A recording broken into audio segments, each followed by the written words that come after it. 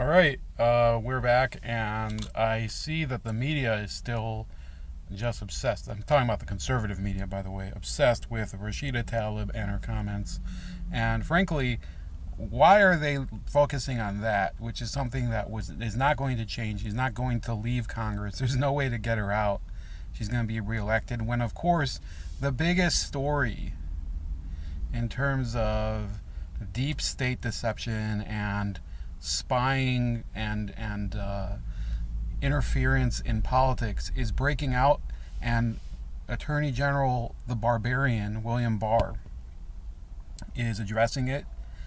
They don't want to focus on it. I think that is much, much more important. And I think that the changes that we're about to see as a result of it are going to be very, very interesting. First of all, two people who could be subjects of this investigation and possibly indicted, or witnesses, James Clapper and John Brennan, both work in media. I believe that Brennan is a consultant with MSNBC. I'm not sure where James Clapper is.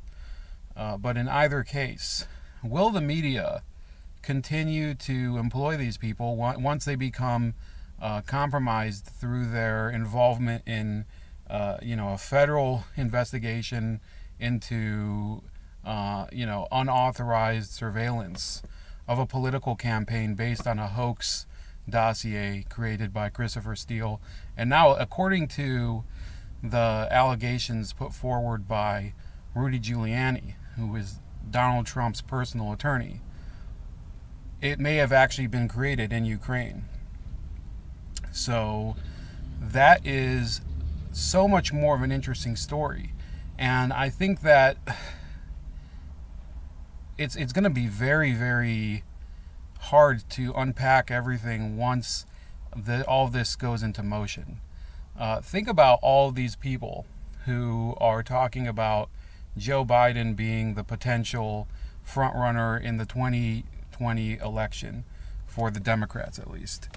How are they going to be going back to their audience and justifying the fact that they're trying to elect a person who was part of an administration that actively persecuted their political opponents, using the Justice Department, using the intelligence services, don't forget about the IRS back when in 2012 they were auditing Tea Party people.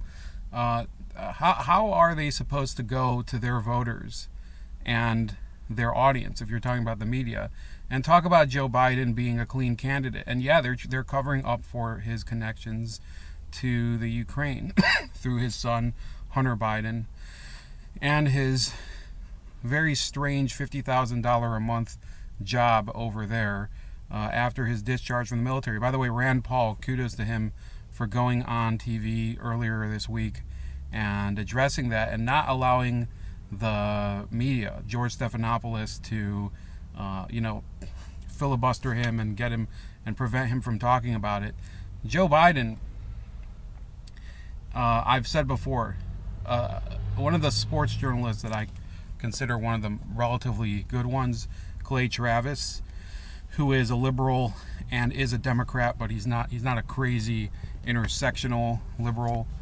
He's said that Joe Biden would defeat Donald Trump in an election. You have to remember that people don't just vote for people based exclusively on their likability and the fact that no, Joe Biden had all of those attributes back when he was running in 1988, and he had those same attributes when he was running in 2008, and he got smoked in both of those primary elections.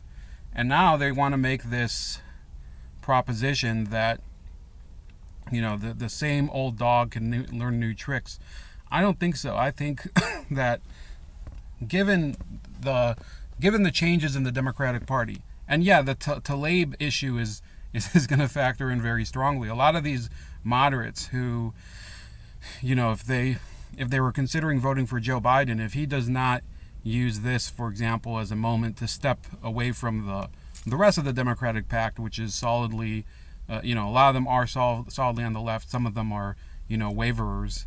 if he doesn't use this as a sister soldier moment, then yeah, his status as the voice of centrist Democrats is going to start to diminish. People will start to see him as basically this product of, just establishment politics that doesn't stand for anything. It just stands for himself. It just stands for... by the way, last week he also said that China is not a competitor to the U.S. Yeah, I think but certainly when you talk about Spygate, when you talk about the issue of high-ranking and almost cabinet-level officials, some of them are cabinet-level officials, participating in the persecution and the probes into the lives and the work of private citizens in order to accomplish political ends. I think some people will start to reconsider whether to vote for Joe Biden. Yeah, some of the people who were involved in it, like Sally Yates, like Susan Rice, like possibly Loretta Lynch, like John Kerry and some of the State Department people.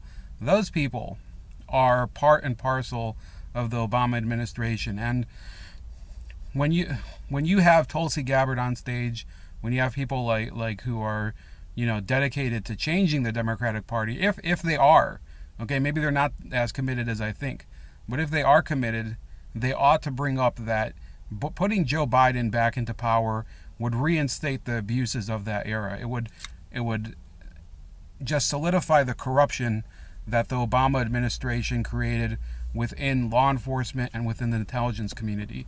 That's really the choice in 2020, and you can make the choice in the Democratic primary if you vote for a person like Tulsi Gabbard, if you vote for a person, even Mike Gravel, even somebody who, there aren't that many who will acknowledge the flaws of Russiagate. Let's say you vote for Andrew Yang. I think that you're addressing a different issue in terms of economics. But you have to consider whether you want the Democratic Party to revert back to the way it was under President Obama, which if you nominate Joe Biden, or even if you nominate Bernie Sanders, there's a chance that it won't change at all.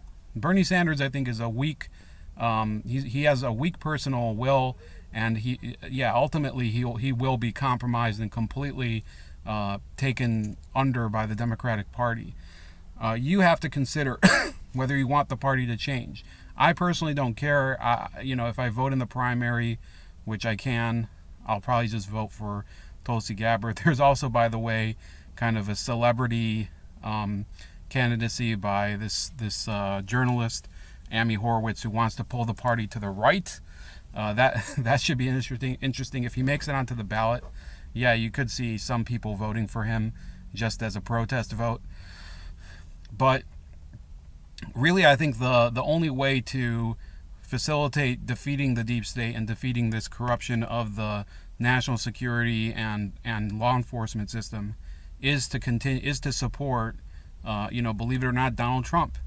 Okay, yeah, there's certainly flaws within his foreign policy, flaws within his approach to South America, and flaws, concerning his policies on conservation, and there's the banking industry, if you see the way that it's behaving, and also if you see the way that he's the trade wars, I think, are certainly a source of worry if you've been paying attention to the markets this week. But if you don't want the CIA and the FBI and the IRS to be interfering in the political process, you can't elect somebody like Joe Biden or any of the other establishment Democrats. That's about it for right now. Please like, share, and subscribe. Also subscribe to me on BitChute and on Minds.com. You can find me at Chef Leopard on both of those. Same thing on Subscribestar if you want to contribute. And at StarStream85 on Gab. And have a great rest of your day.